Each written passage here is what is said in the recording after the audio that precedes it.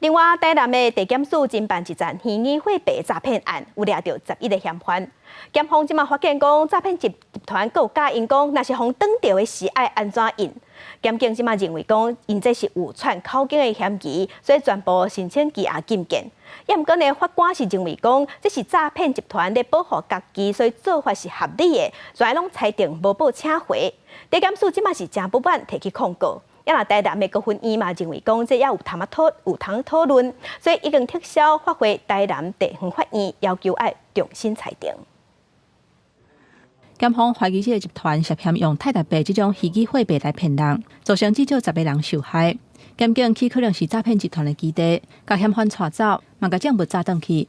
台南地检署精神的过程发现讲，有哪像诈骗集团的成员用手机团安怎应对检警讯问的范本予嫌犯，认定嫌犯有串证的可能，向台南地方法院申请羁押禁见，索用驳回。11个嫌犯最后是无报释放。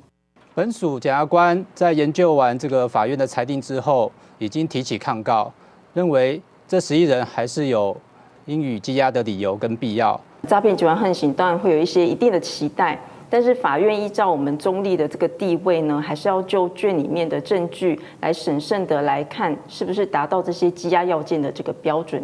检方不服，地方法院回应讲，目前现有的证据真好认定嫌犯涉案的情形严重。嘛认为公司提醒员工谨慎回答，避免害公司面临官司的理由正当，才会驳回。骑快一点就会被拦下来。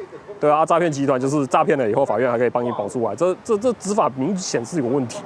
太轻的去让他们回去吧，就是应该要再谨慎一点。法律还是有一定的效力，看他有的证据是什么这样子。涉嫌诈骗无报释放，大部分的人是真好接受。